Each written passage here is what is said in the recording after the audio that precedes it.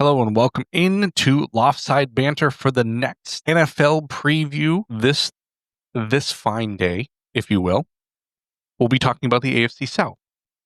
Now, the AFC South is interesting because it's probably one of the easier ones to predict. And it's because one team has kind of had to go through some of these steps that most of the teams in the division are going through a couple years ago.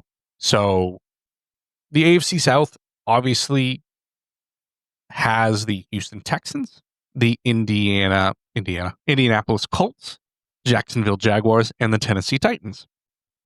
Tennessee Titans had the number one overall pick. That should tell you kind of where they were. Jacksonville Jaguars are kind of in that whole mess almost all the time, even though they've done these steps to build their team quite a few years ago. Nothing has seemed to stick with them. And it's weird because they seem to be in one of those modes that they could move as a franchise. They could stay put. They have a top-end quarterback, at least allegedly. They have weapons, but it just nothing seems to stick. So they're kind of in this limbo area. But that's neither here nor there, right? We'll get into all that. Indianapolis is an interesting one. They've been kind of in limbo since Andrew Luck has left. And it's one of those tough situations. And again, we'll get into all that. And then the Houston Texans are the team that have done all of these things. They have a quarterback. They have weapons. They have a defense. They have a coach that everyone seems to like. So, Houston Texans, first up, they were 10-7 last year. They won the AFC South pretty handily, but it wasn't clean. They struggled against just about everybody. CJ Stroud, their quarterback, went through that sophomore slump. And we could tell going into the playoffs they were probably in trouble. And they did. They were in trouble. The O-line was a mess last year. They had probably statistically one of the worst offensive linemen as far as a guard or tackle was concerned. And then they had issues with injuries last year. Nico Collins, Tank Dell missed time. Stephon Diggs missed. All three of them combined missed 17 games. So, you were relying on 2, 3s, and 4s to get you through as far as your weapons. So we got to see what happens with them. They've obviously moved on from some wide receivers and stuff like that. Guys they brought in, Nick Chubb, not quite the same Nick Chubb, but still a good running back to help Joe Mixon in that backfield. Braxton Berrios comes in from Miami. And over the last 10 years, I think Braxton Berrios has the most fantasy points from a drafted Patriots wide receiver, and he didn't play on the Patriots, I think, ever. At least not in a meaningful game. Christian Kirk is the other wide receiver that's coming in a little bit younger from that Jacksonville team. Again, not a top-end wide receiver, but a guy that knows how to produce, if need be, can kind of go off for one of those games. Trent Brown, Cam Robinson are the two new offensive tackles for this offensive line. EJ Speed, linebacker, CJ Gardner-Johnson. And then the interesting move was they said, let's just get younger all together in the wide receiving room. And they went after both Iowa State products, Jaden Higgins and Jalen Noel. I really like that move. And those were second and third round picks. They were guys that were considered fringe first round selections at one point. Bring in guys that are familiar with each other. Case Keenum gone. Stephon Diggs, obviously a Patriot. Robert Woods is gone. Laramie Tunsil is gone. So, they've cleaned out. And then the other one was Kendrick Green, who I liked coming out of college and then just did not play well last year. He was statistically the worst guard, I think, in the league. So, they've had to fix those trenches spots, and they had to get a little bit younger in the wide receiving room, which they both did. The question is CJ Stroud going to bounce back? I believe he is, because I think he's way too talented to not have a great NFL career. I think it was a sophomore slump. And you chalk it up to different things throughout watching sports and stuff like that. You see the immense talent he had in what he was pulling off his rookie year, and then all of a sudden he's not that his second year. So The worry is that he showed kind of more who he is now that teams kind of know and how to scout him and how to, run a defense against him. But I think he's far too talented. I think he can adjust. I think he can do all those different things. This running back, tandem of Joe Mixon and Nick Chubb is the next question. Is Nick Chubb the guy that kind of really take some role from Joe Mixon? Because it's difficult to run that much, especially being older, especially having been in the league for a little bit. I'm scrolling really quick to see who else. They have British Brooks, who's a second-year guy, Jawar Jordan, Woody Marks comes in as a rookie out of USC. Damian Pierce is on this roster still. J.J. Taylor is still on this roster. So, the question is, outside of those two, who do you really have? Who's your third guy? Who's your third down back? Who's going to split the time? Is there going to be injury issues? We remember Nick Chubb went through a horrific injury a few years ago, and he's not the same burst of speed guy. So I think he fits the third down role really well. Hey, I need a few yards from him. He's a big body. Let's see what he can do. Can he add to this running back room, or is he going to be an injury problem? And now you're down to Joe Mixon running 20 times a game, 25 times a game, and there's no real break for him. The New York. I'm struggling this morning.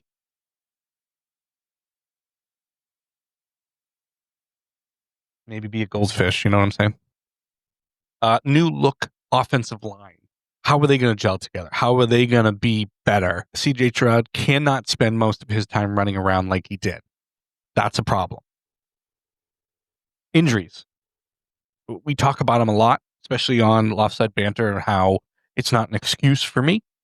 I think teams need to take into consideration that players are going to go down. It is going to happen. And at some point in time, you need to build a roster that way. You need to develop. You need to have young guys step in and know what they're doing. How are injuries going to affect a team that has the talent like the Houston Texans? I'm thinking they're going to win the division. I don't think that's a question. Unless some miracle happens, I just don't foresee another team coming out and winning. I think the Houston Texans win the AFC South. They go to the playoffs. I think they're probably the only playoff team that comes out of this division.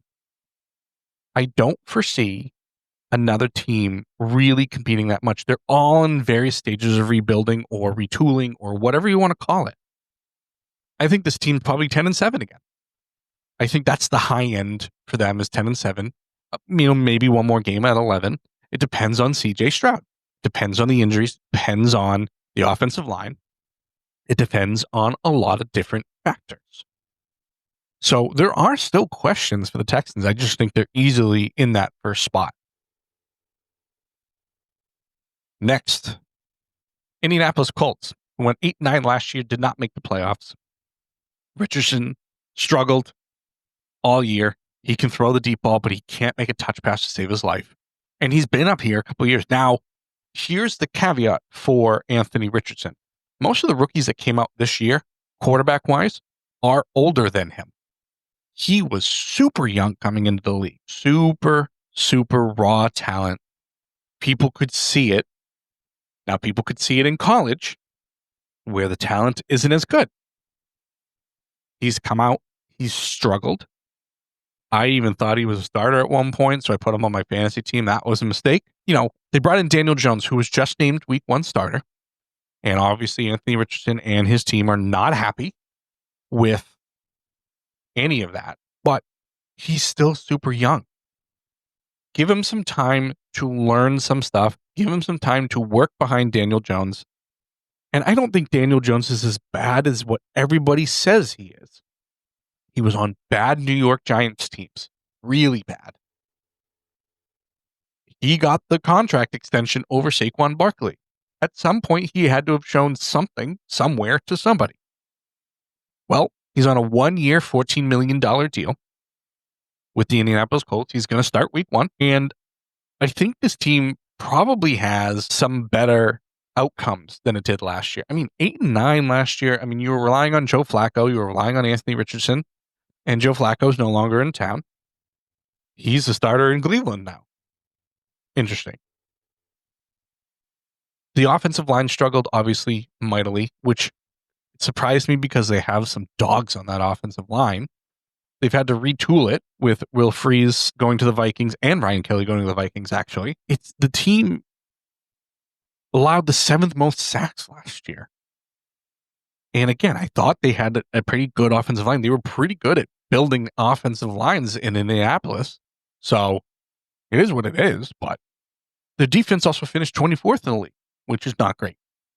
So if you can't stop anybody and you can't protect your quarterback no matter who it is, you were going to struggle. And they went 8-9.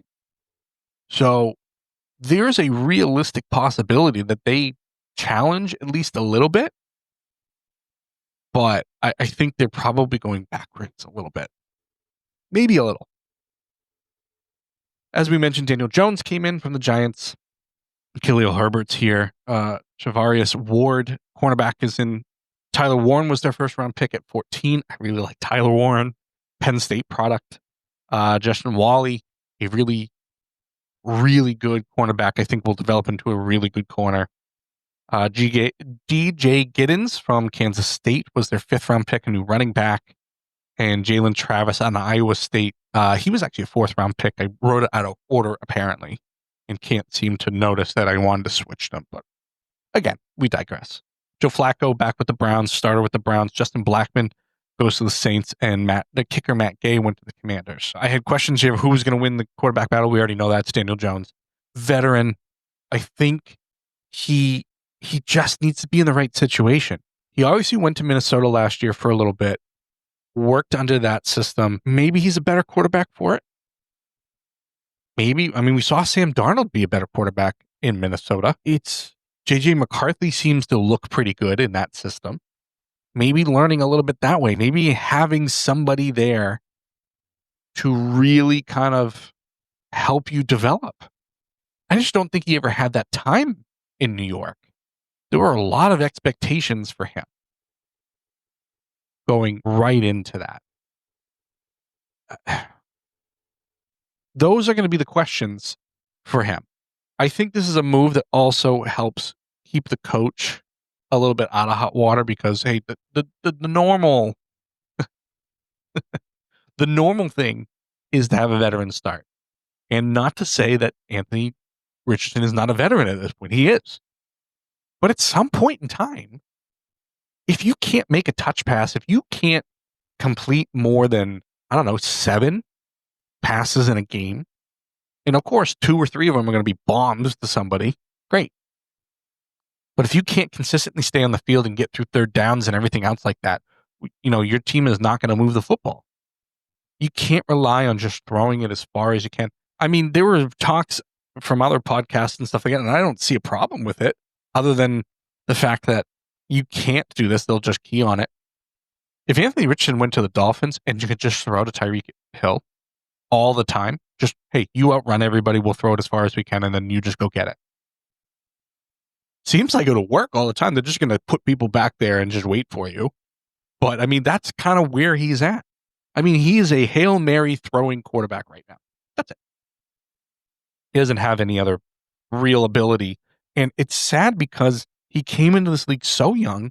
He came in with not a lot of football under his belt, and he was thrusted into a starting role that it just didn't work out. It hasn't worked out. There's mistakes from this team, a lot of them, obviously, with the offensive line, defense not being able to start everybody. Are those fixed? Are they not? That's the big question. And then also Jim Irsay passed away this offseason. Will the team operate differently? Carly Irsay Gordon is the new CEO. So his daughter, one of his daughters, it's kind of an ownership by committee with his kids. There's I believe 3 of them. But Carly Irsay Gordon said the right things in the offseason of why she wears headsets up in the booth or up in her box and stuff like that. She wants to know what's being called. She wants to know who to blame if things go wrong. She wants to know. She wants answers. And not that Jim didn't. Jim Irsay was a weird figure. He would get in trouble. He would admit he would get in trouble. He would apologize for it. And then he would get in trouble again. And he would do the whole same thing. But he at least owned his mistakes. He was a real person. He didn't try to hide behind things. He knew that he screwed up in different off-field agendas that he had. But Jim Irsay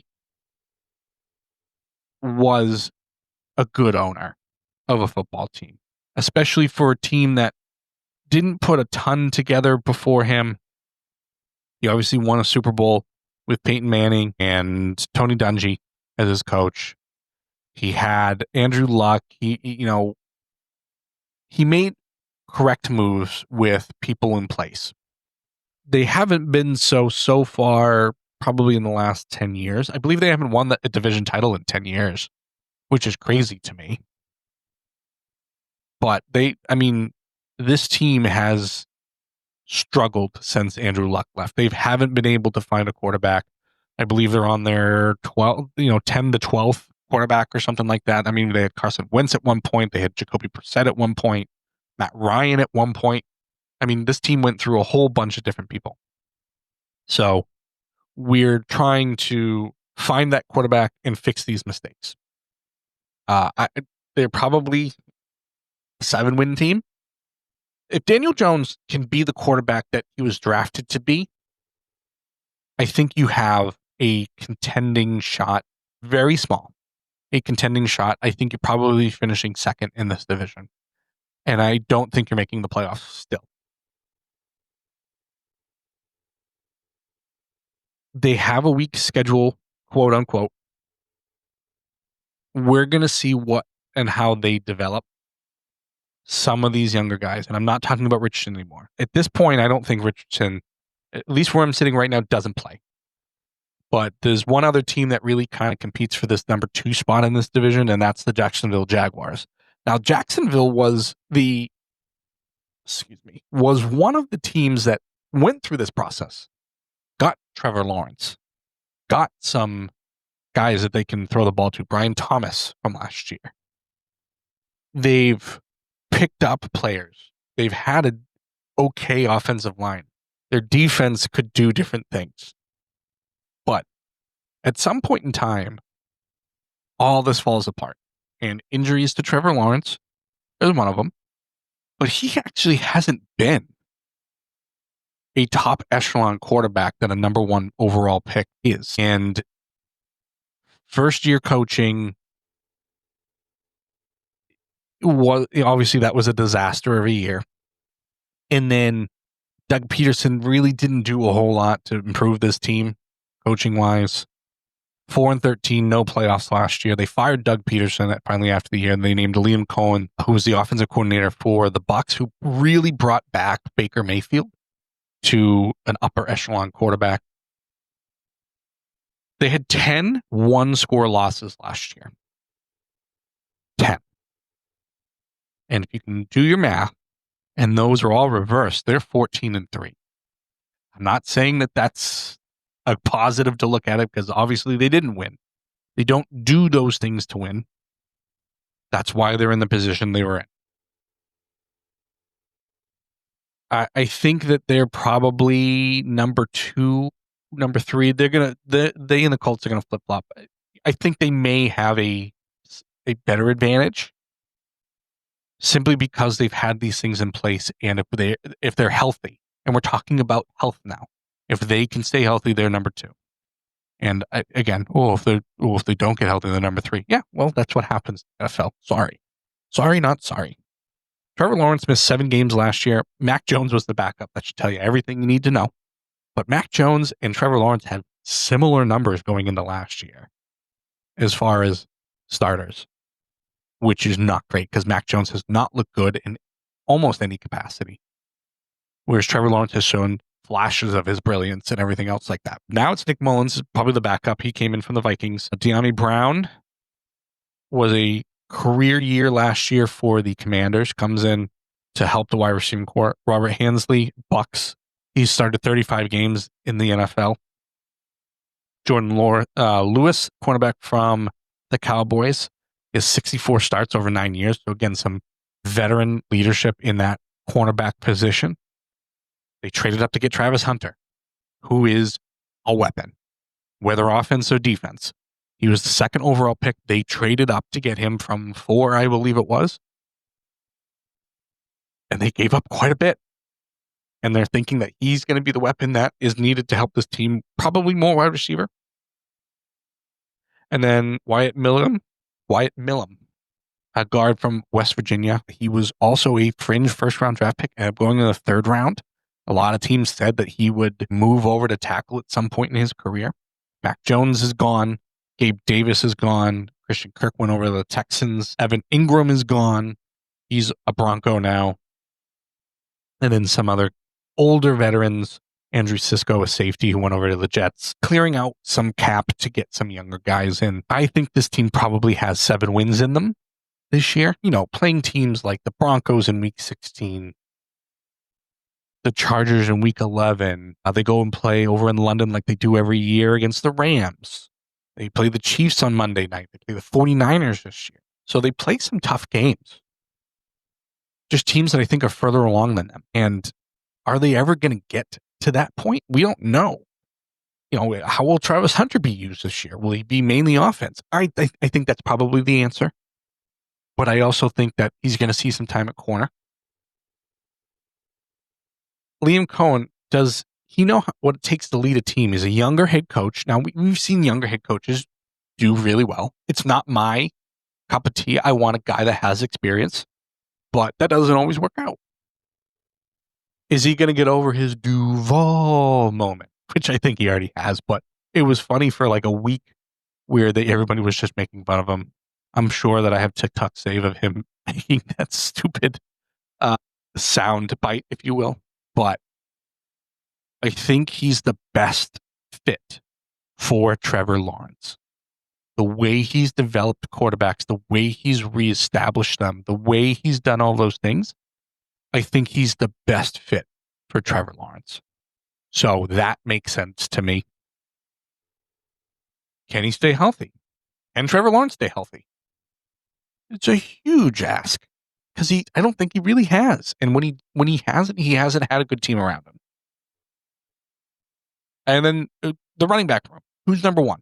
Who's going to be the number one running back? Is it Travis Etienne? Tank Bigsby? Which guy is it? Is it going to be a split? Is that how they're going to run the football? Is with 2 different guys?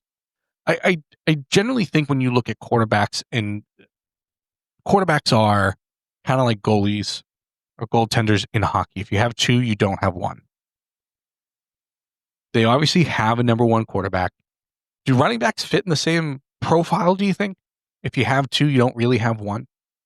Because I don't think so. I think if you have 2, you can split some time, you keep guys healthy. Running the football is a tough ask, you know? So, is there the playoffs? Can they win a few more games? You know, I think they have to go out and beat the Titans twice. I think they have the ability to beat the Colts twice. I don't think they're going to beat the Texans twice. I think they have the ability to beat them once. I don't think we're talking about such a huge gap that they can't do it. But they have to beat teams like the Panthers. They have to beat teams like the Seahawks. They have to beat the Raiders, the Titans twice, the Colts twice, the Jets. Those teams on their schedule, they need to beat. And then there's a possibility that they're there. So I think that they probably finish second. And again, it's going to come down to them or the Colts. Those are the 2. I think they can flip-flop. So the Tennessee Titans are next. And the Tennessee Titans were 3-14. No playoffs. They were in the season with Will Levis as their quarterback, who made so many bad mistakes last year. So many bad mistakes that he's not the guy. You just know. Brian Callahan, the head coach, offensive guy, could make it work with Will Levis, could make it work with Mason Rudolph. Not, again, that's a surprise to really anybody. But they go out and they draft Cam Ward number 1 overall. Not the greatest depth as far as quarterbacks were concerned in this draft. Cam Ward was the most talented guy. He won the Heisman Trophy, drafted number 1. He's proved it at Washington State. He's proved it at a smaller school. He proved it at Miami. So I think he's as good as they were going to get last year. And I think if it were a different team in that pick, I think Travis Hunter's going number 1. I think the Tennessee Titans needed a quarterback that badly that they skipped over what I think was the best athlete and the best prospect in the draft because they needed something of more value. And it makes sense. Offensive line trouble last year. They bring in Dan Moore. They bring in Kevin Zeitler. They bring in guys like Tyler Lockett, longtime Seahawks wide receiver, 1-year deal. Van Jefferson, who had flashes in Los Angeles for the Rams. Their backups are more proven, I guess. Brandon Allen, again, I say proven, a very loose term. Tim Boyle, again. Yeah. They bring in guys like that. Joey Sly is now your kicker. So, I mean, they bring in guys, a lot of them on 1-year deals. I mean, Dan Moore came in on a 4-year deal. Cody Barton actually came in on a 3-year deal, but he's an outside linebacker who played for Denver last year. And, you know, I think they're bridging most of it. I don't think that's a stretch to say. I think they're bridging. They have a few guys that are in. Even Kevin Zeitler came in on a 1-year deal, $9 million. So, I mean, their offensive line isn't going to be perfect. Their wide receivers aren't going to be perfect. But they're bringing in guys that can get off the books quickly.